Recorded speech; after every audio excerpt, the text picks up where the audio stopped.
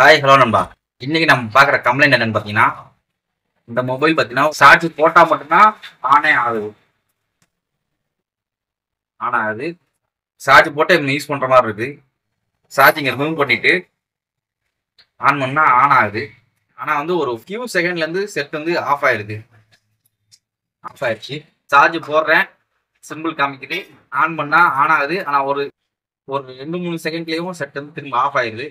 2-3 செகண்ட்னாலும் சரி, ஒரு 5 minutes 10 minutes சொன்னாலும் ஆஃப் பண்ணாலும் சரி, ஒரே ப்ராப்ளம் தான், சேம் ப்ராப்ளம் தான். ஸோ அந்த ப்ராப்ளத்தை வந்து எப்படி சரி பண்ணலாம் அப்படிங்கிறத இந்த வீடியோவில் பார்க்க போகிறோம்.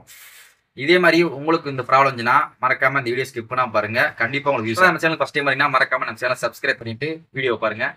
வாங்க வீடியோக்குள்ள போகலாம்.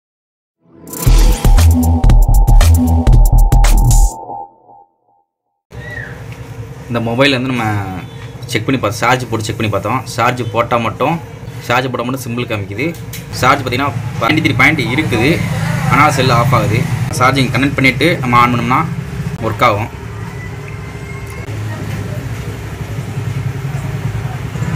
செல் வந்து ஒர்க் ஆகுது. ஆனால் சார்ஜிங்கை ரிமூவ் பண்ணிட்டோம்னா ஒரு ஃபியூ செகண்டில் ஆட்டோமேட்டிக்காக ஆஃப் ஆயிடுது. இப்போ நம்ம அந்த சார்ஜிங் கனெக்ஷனை நம்ம ரிமூவ் பண்ணிடுவோம். ஒரு ஃபியூ செகண்டில் ஆட்டோமேட்டிக்காக செல் வந்து ஆஃப் ஆகிறது நீங்களே பாருங்கள். செல் வந்து ஆஃப் ஆயிடுச்சு. திரும்ப நம்ம ஆன் பண்ணுறேன், ஆன் ஆகலை. ஆஃப் ஆகுது பண்ணி நீங்கள் சார்ஜ் எவ்வளோன்னு நீங்களே பார்த்துருப்பீங்க. ஆனாலும் செட் வந்து ஆஃப் ஆகிருக்கு. திரும்ப நம்ம சார்ஜ் போட்ட பிறகு அந்த சிம்பிள் காமிக்கும், அதுக்கப்புறம் தான் திரும்ப ஆன் ஆகும். இந்த மாதிரி கம்ப்ளைண்ட் இருந்துச்சுன்னா மேக்ஸிமம் வந்து அது வந்து பேட்டரி கம்ப்ளைண்ட் தான் இருக்கும். ஸோ வந்து நம்ம பேட்டரியில் இருக்க ஐசி வந்து நம்ம செக் பண்ணலே போதும். இது வந்து பார்த்திங்கன்னா செல்லு நம்ம ஓவராக யூஸ் பண்ணுறதுனால ஹீட்டிங் ப்ராப்ளம்னால அந்த கம்ப்ளைண்ட் வரும். ஸோ மொபைலில் உள்ள அந்த பேட்டரியை வந்து நம்ம ரிமூவ் பண்ணி அதில் உள்ள ஐசியை நம்ம வந்து மோடில் வந்து ரிமூவ் பண்ணிடணும். ரிமூவ் பண்ணிவிட்டு ஜம்பர் அடித்தா மட்டும்தான் அது ஒர்க் ஆகும். நம்ம வேறு ஐசியெல்லாம் நம்ம அதில் வந்து போட முடியாது.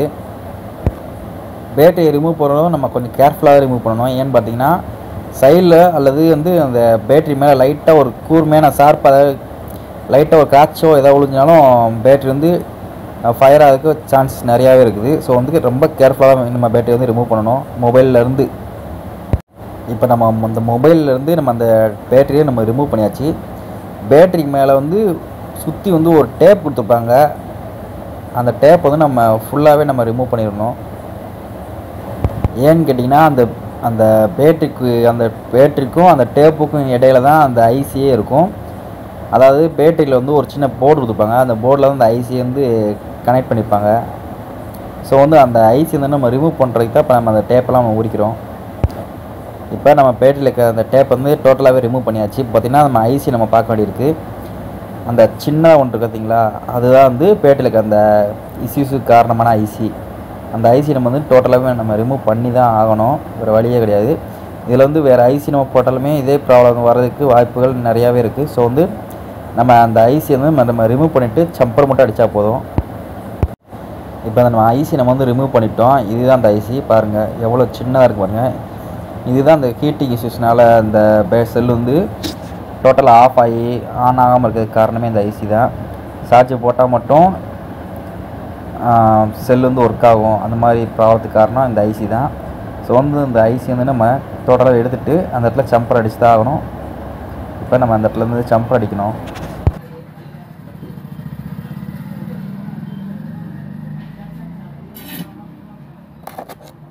குடிக்காமல் வாகனம் ஓட்டுபவர்கள் கவனமாக செல்லவும். இப்படிக்கு குடித்து விட்டு வாகனம் ஓட்டுபவர்கள். இப்போ நம்ம அந்த பேட்டரியில் வந்து ஜம்பர் லைன் வந்து கரெக்டாக நம்ம கனெக்ஷன் பண்ணியாச்சு. இப்போ பார்த்திங்கன்னா சேஃப்டிக்காண்டி நம்ம பழைய மாதிரி அதுக்கு மேலே டேப் நம்ம சுற்றி ஆகணும். ஸோ வந்து நம்ம செலஃபன் டேப்போ அல்லது வந்து ஒரு கலர் டேப் இந்த மாதிரி இருந்துச்சுன்னா அவங்கள்ட்ட சுற்றி வந்து கண்டிப்பாக டேப் ஒட்டி தான் ஆகணும் சேஃப்டிக்காண்டி. ஏன்னா அப்படின்னா தான் எர்த்து பாஸ் ஆகாமல் ஷார்ட் ஆகாமல் இருக்கும். ஸோ வந்து நம்ம என்கிட்ட செலஃபன் டேப் இருக்குது. ஸோ வந்து அந்த செலஃபன் டேப்பை ஃபுல்லாக மேலே வந்து கரெக்டாக ஒட்டியாச்சு. இப்போ பேட்டரி பக்காவாக ரெடி ஆச்சு. ஸோ வந்து நம்ம செல் வந்து பேட்டரியே கனெக்ட் பண்ணி பார்ப்போம் திரும்ப.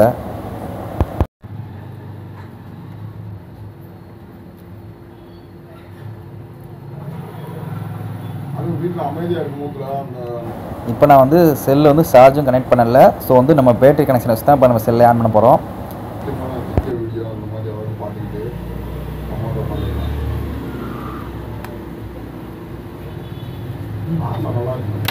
இது ஆந்தையா மொபைல் வந்து பக்காவாக ஆன் ஆயிடுச்சு, எந்த ப்ராப்ளமும் இல்லாமல் சூப்பராக ஆன் ஆயிடுச்சு. கொஞ்சம் வெயிட் பண்ணி பார்ப்போம்.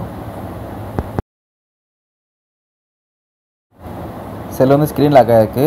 ஸோ வந்து நம்ம பயப்படானா செட்டு ஆஃப் ஆகிருக்குன்ட்டு திரும்ப பவர் ஆன் பண்ணி பார்ப்போம். செட்டு ஸ்க்ரீன் லாக் ஆன் ஆயிடுச்சு. இது எதுக்கு நம்ம செக் பண்ணுறோம் பார்த்தீங்கன்னா, அதாவது நம்ம செல்லில் வந்து நம்ம இந்த பேட்டரி நம்ம சரி பண்ணுறதுக்கு முன்னாடி பார்த்தீங்கன்னா ஒரு 2 செகண்ட் கூட இருக்காது, செட் வந்து ஆன் ஆகும், உடனே ஆஃப் ஆயிரும். திரும்ப நம்ம ஆன் பண்ண வேண்டியிருக்கும். அதில் வந்து ஆட்டோமேட்டிக்காக நம்ம சார்ஜ் பின்ன கனெக்ட் பண்ணால் மட்டும்தான் அந்த ஸ்க்ரீன் லாக் வந்து ஆன் ஆகிற மாதிரி இருக்கும். இந்த ப்ராப்ளம் தான் வரும். இப்போ பார்த்திங்கன்னா நம்ம நார்மலாக ஆன் பண்ணும் போதுலேயே செட் வந்து ஆன் ஆகுது. ஸோ வந்து இந்த ப்ராப்ளம் வந்து சால்வ் ஆயிடுச்சு. இந்த கம்ப்ளைண்ட் நல்லா கேட்டுக்கோங்க. செல் வந்து நீங்கள் யூஸ் பண்ணிட்டீங்க, திடீர்னு செட் ஆஃப் ஆகிடுச்சு, திரும்ப நீங்கள் ஆன் பண்ணிங்கன்னா திரும்ப செல் வந்து ஆன் ஆகுது. 90% சார்ஜ் இருந்தாலுமே செல் வந்து ஒரு 2 செகண்ட் ஒரு நிமிஷத்துக்குள்ள ஆஃப் ஆச்சுன்னா அது வந்து பேட்டரி கம்ப்ளைண்ட்டாக தான் இருக்கும். உடனே நீங்கள் பேட்டரி மாற்றணும் அவசியம் கிடையாது. அதுக்கு பதிலாக முதல்ல வந்து அந்த ஐசி செக் பண்ணுங்கள். ஐசி செக் பண்ணால் தான் நம்ம தெரியும். அதுக்கு முன்னாடி ஒரு தடவை நீங்கள் செக் பண்ணி பார்க்கக்காண்டி சார்ஜை கனெக்ட் பண்ணி பாருங்கள். சார்ஜிங் கனெக்ட் பண்ணும் போதில் பாயிண்ட் வந்து உங்களுக்கு ஒரு 90% அல்லது வந்து செல் ஆஃப் ஆகிறதுக்கு முன்னாடி எவ்வளோ % சார்ஜ் இருந்துச்சோ அதே சார்ஜ் இருக்குதான்னு செக் பண்ணி பாருங்கள். அதே சார்ஜ் இருந்துச்சுன்னா அது வந்து பேட்டரி வந்து ட்ரை ஆகிற கம்ப்ளைண்ட்லாம் கிடையாது. இந்த ஐசி ப்ராப்ளம்னால தான் கம்ப்ளைண்ட்டு. அது வந்து ஹீட்டிங் இஷ்யூஸ் இந்த மாதிரினால தான் அந்த ப்ராப்ளமே வரும். ஸோ வந்து இதுக்கு இந்த ஐசியை நீங்கள் சேஞ்ச் பண்ணாலேயும் சூப்பராக செல் ஒர்க் ஆகும். இதுக்காக நீங்கள் வந்து பேட்டரி மாற்றணும்னு அவசியமே கிடையாது. இப்போ இந்த மொபைல்லையும் அதே ப்ராப்ளத்தை நம்ம சால்வ் பண்ணியிருக்கோம். அதாவது 1 நிமிஷம் 2 நிமிஷம் இல்லை, 5 நிமிஷம் கூட ஆகலாம். ஆனால் வந்து சடனாக வந்து செட்டு ஆஃப் ஆயிரும். திரும்ப ஆன் பண்ணோம்னா பேட்டரி பாயிண்ட் வந்து அதே பாயிண்டில் இருக்கும். இப்போ 90% சார்ஜ் இருந்துன்னா 90% சார்ஜ் தான் இருக்கும். அப்படி இருந்தாச்சுன்னா அந்த கம்ப்ளைண்ட் என்ன பார்த்தீங்கன்னா இந்த பேட்டரி கம்ப்ளைண்ட் தான். ஸோ உங்கள் மொபைலில் இந்த இஷ்யூஸ் இருந்துச்சுன்னா மறக்காமல் இந்த ட்ரிக்காக ஃபாலோ பண்ணுங்கள், கண்டிப்பாக யூஸ்ஃபுல்லாக இருக்கும். இந்த வீடியோ உங்களுக்கு யூஸ்ஃபுல்லாக இருந்துச்சுன்னா மறக்காமல் நம்ம சேனலை சப்ஸ்கிரைப் பண்ணிடுங்க. அண்ட் உங்கள் ஃப்ரெண்ட்ஸுக்கும் ஷேர் பண்ணி நம்ம சேனலை சப்ஸ்கிரைப் பண்ணிடுங்க. இதே மாதிரி நெக்ஸ்ட் ஒரு யூஸ்ஃபுல்லான டிப்ஸ் அண்ட் ட்ரிக்ஸ் வீடியோவில் பார்க்கலாம். வாழ்க தமிழ்.